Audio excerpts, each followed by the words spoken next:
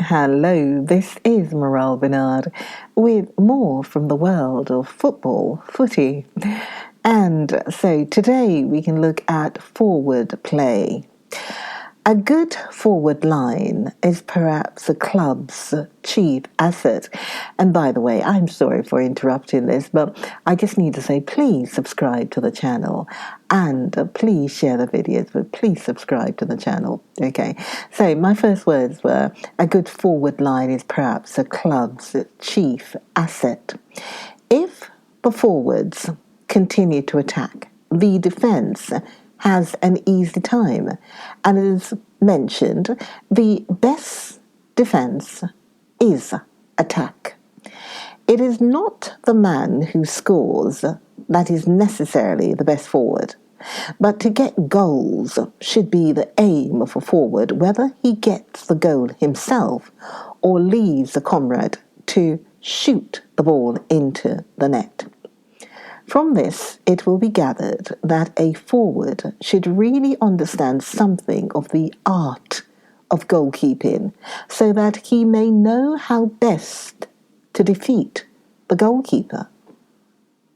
The object of every forward movement should be to get the goal by the nearest way possible, eluding the goalie by placing the ball out of his reach.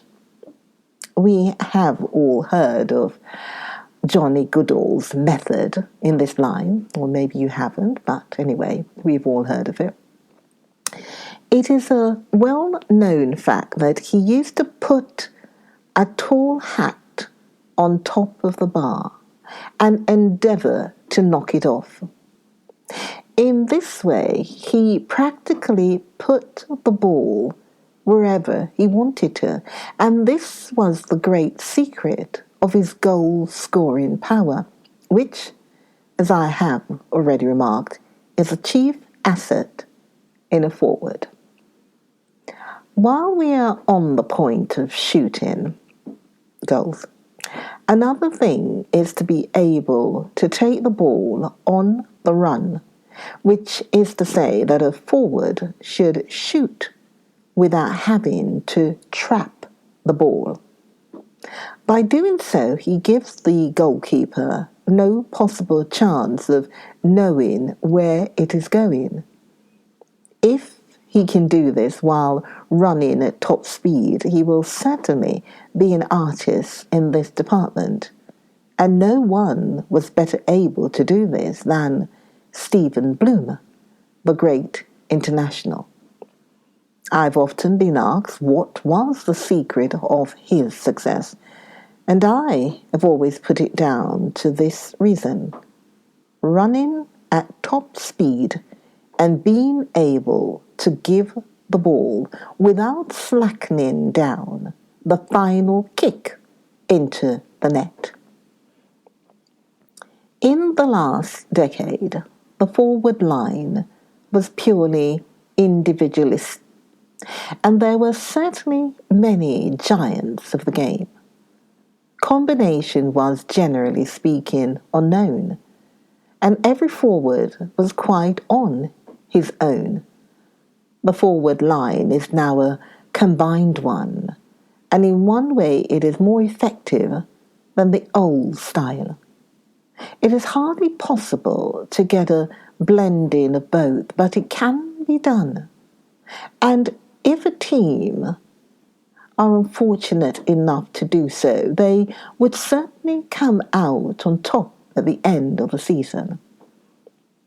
It is a recognized fact that the forward play of today is rather too mechanical, and we miss the individual efforts that we used to appreciate so very much in the days gone by. Naturally, the centre forward is the connecting link of the rank. He should be tall, a fine dribbler, and more often an individualist than any of his comrades. He should also be able to keep his wings well together and distribute the play to the best advantage, and most of all to be a fine shot. The inside forwards should do what is called the donkey work, to fetch and carry and to help the half-backs when they are in a dilemma. Theirs is the most thankless job of the lot, and a great deal done by them is often unappreciated. How often I've heard the crowd cheer a centre forward for a goal, while the man who did so much to lead up to it was quite overlooked.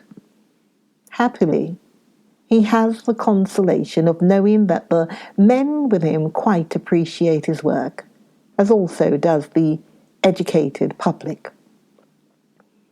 I always try to impress upon the young and old that it is not the man who scores the goal that deserves the credit, but that in an ideal forward line each one should work for the benefit of the side, treating the getting of the goal as a mere item of the play.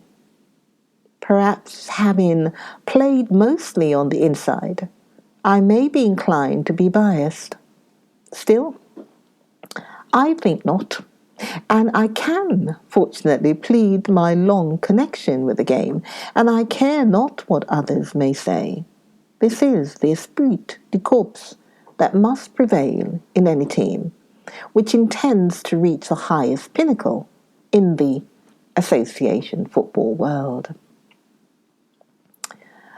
One would imagine that it is the simple duty of the inside right to pass the ball to his outside man or on occasion to the centre forward, but this is far from being correct.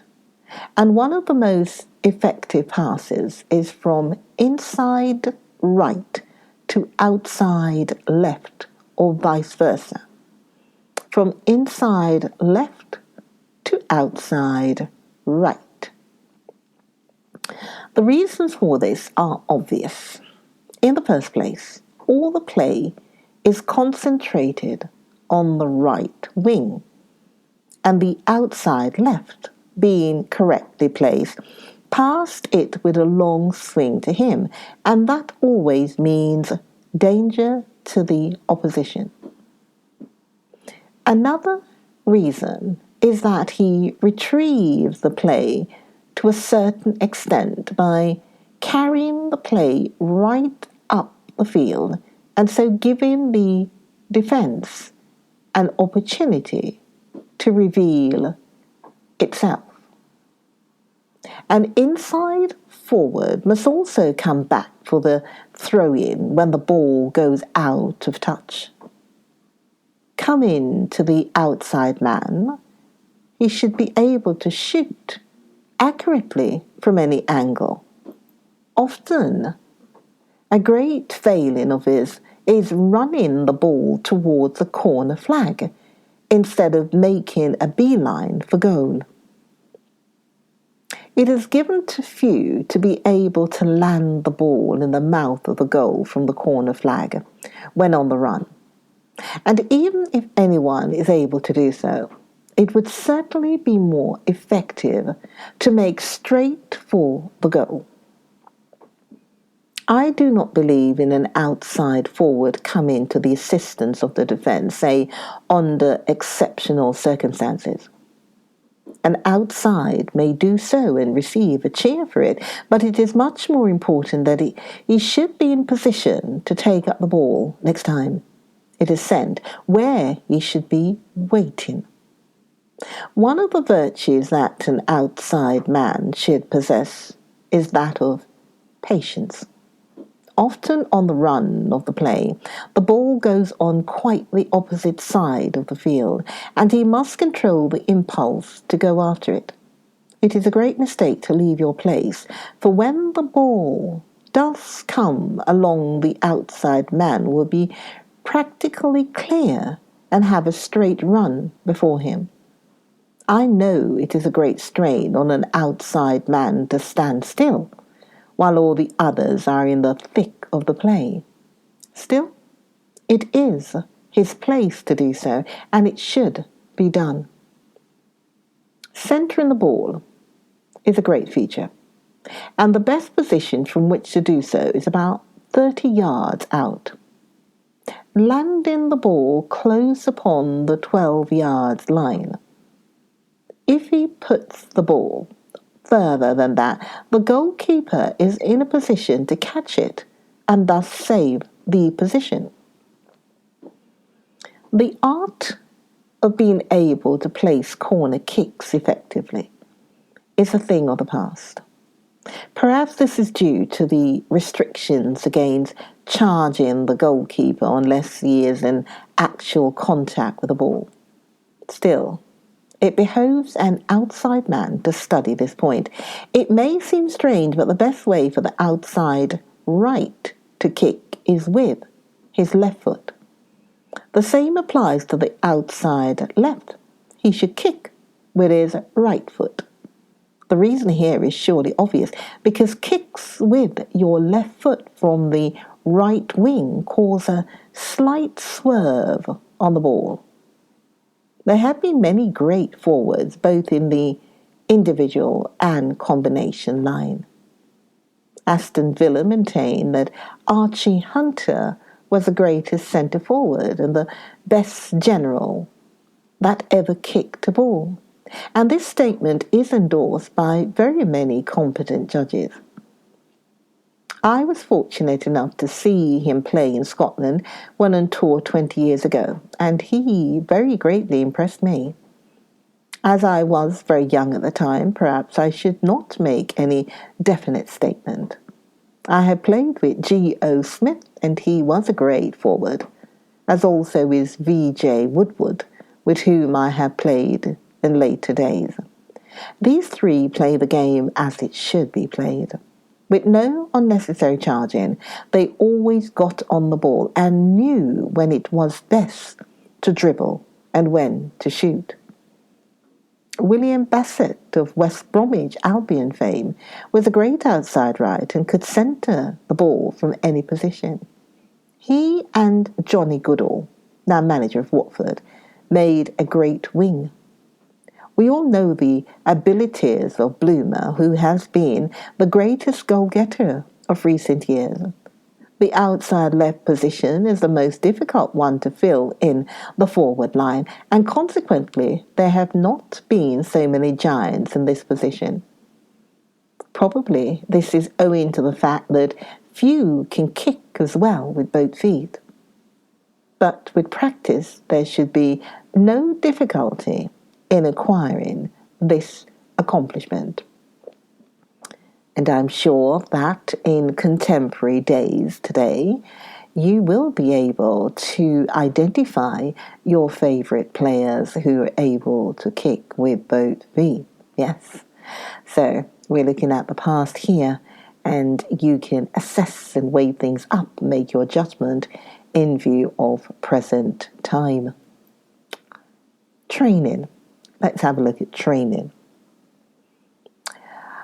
Not the least important thing about football is the matter of training.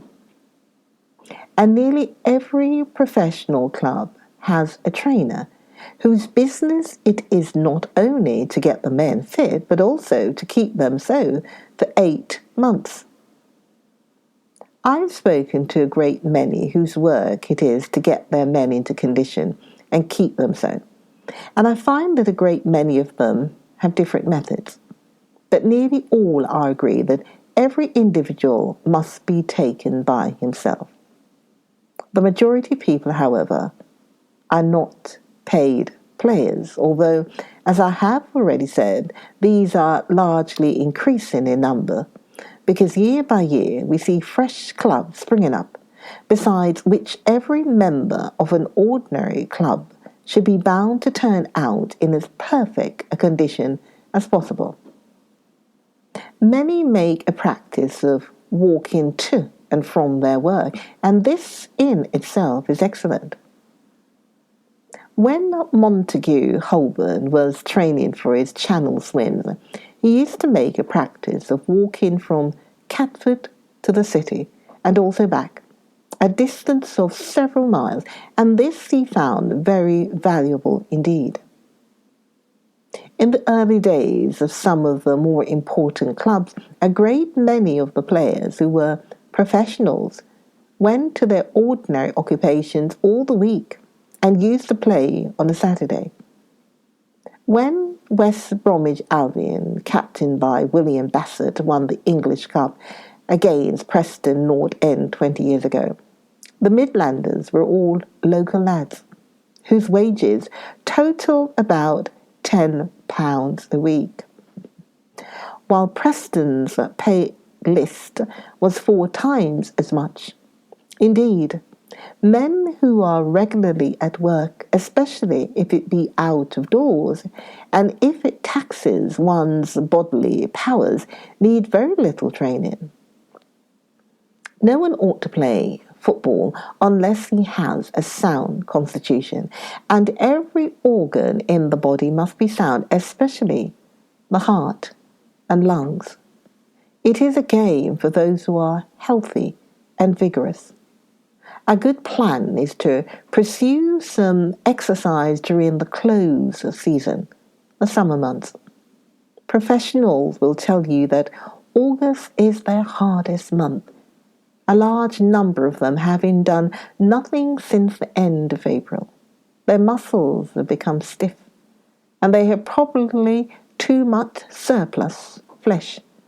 It is very different where professionals take up first-class cricket, and trainers have frequently told me that those professionals and amateurs who play the summer game require little or no preparation, and there are many instances of that. Take, for instance, J. Sharp, the famous Everton forward. He must be getting on in years, and yet season after season he plays cricket up till the end of August, and then turns up at Goodison Park and shows how well he can carry the ball along and whip it into the goal like a rocket, though not so straight up as one great judge has written of him. He has been an international this year. He has done splendid work as a cricketer, and is second on the list of Lancashire averages, and may be described as one of the greatest all-round men in England. Now, in his 31st year, he has given evidence that if you keep in condition, there is no need to worry about special preparation or anything of the sort.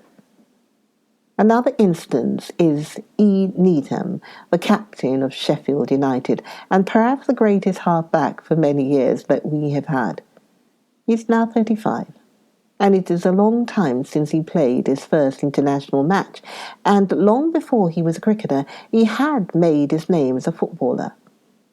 He is a tireless worker, as anyone who has watched him with the Sheffield United club knows quite well, and long before his age, many men have retired from the game. He has the respect and admiration of everyone, and this year he has come to the front as a cricketer, and finished at the head of the Derbyshire averages. The result of his always keeping in condition is that he will probably go on for some years as a great cricketer. And as one career is on the wane, the other seems to be beginning. He is great indeed at both games. 2 other members of the Sheffield United club have also made their presence felt at the summer game. I refer to the 2 half-backs, the brothers Wilkinson, H. The half-back has never done better as a cricketer. He is a left-handed batsman and has made a great advance on anything he has done before, while B. Wilkinson is a player of some repute. Lewis of Somerset, Makepeace of Lancashire, Ducat of Surrey, Armonger of Notts, and Leach and Vincent of Sussex are all cricketers who have done splendid work during the summer game and have turned out footballers perfectly fit at the beginning of the season. Indeed, if you play cricket as it should be played, it is magnificent training for football. It is hard work getting fit at the start of the season if you have allowed your muscles to become flabby, while there may be no regular circulation of the blood, and generally the muscles that you require are very lethargic. So the difficulty is with those who do not play tennis or cricket or go in for rowing or swimming or some other form of active exercise during the summer, that they will have to take up some serious practice. Skipping is good. Walking and running, especially short sprinting, while punch ball exercise and dumbbells may be used. There should be moderation in all things, and one must start carefully at first and increase the amount of training until one feels fit. During the season, walking and some practice as kicking with an occasional sprint are quite enough to keep the player well. It is quite possible that some may suffer from the tremendous amount of energy that they put into their game. I do not think that those who work indoors, such as clerks and others who are called upon to follow indoor occupation, require more than moderate regular exercise. It is very likely that they will have to do their training after or before business hours. And in the evening, brisk walking of a couple of miles with a sprint of 100 yards 4 or 5 times is a good way of getting rid of superfluous fat. And everyone can do this if he likes, though laziness will often lead some to shield themselves under the excuse of they have no time. One well-known forward, thoroughly conscientious in his training, used to exercise on the embankment. An excellent plan. Everyone who has to work sitting down should take a morning bath and a little practice with a skipping rope or dumbbells. The question of diet is of some importance. The game is so strenuous and exhausting that a substantial meal should be taken at least 2 hours before a match. Many have a beef steak well cooked with stale bread and vegetables that are all well done, always excluding potatoes, and they are able to play right through the game without feeling in any way fatigue. The plainer the food, the better. All players are better if they leave alone intoxicants. Needham earnestly advises young players to abstain from them. He says that his experience is that they do not sustain any long continued effort, and their stimulating effect is followed by an invariable depression. From my observation of players who have abstained and those who have not, I am sure the former has done far better than the latter. Plenty of internationals and men whose names are household words are total abstainers. I remember Vivian J. Woodward at a dinner in the football season would neither touch intoxicating drinks nor smoke, and England's captain knew what he was about. Kerwin, who captained Ireland, John Goodall, one of the props of the game, John Lewis, the famous penalty king, C. Williams, the Brentford and Tottenham goalkeeper, Ducat of Woolwich, Arsenal, and only a few of the total abstainers. And to them, I might add, R.M. Hawkes, international, and the Luton captain. Indeed, if you want to be of the greatest value to your side, you may take it from me that you will do better service by leaving alone all sorts of alcohol. And as for smoking, I am quite sure it is thoroughly bad. I see one picture which explains to me why it is so terribly bad. All right, looking back at the world of football, and as I say, that I'm sure you can judge and assess past practices and training, and look at what is going on today. But I would have thought that the abstaining from the alcohol and the smoking might still be good practice today. You can always let me know. Anyway, I'll stop there for now and talking about football. So, Morel, once again saying bye-bye for now. Have a great week. Yes, good luck to your team. Okay, bye-bye for now.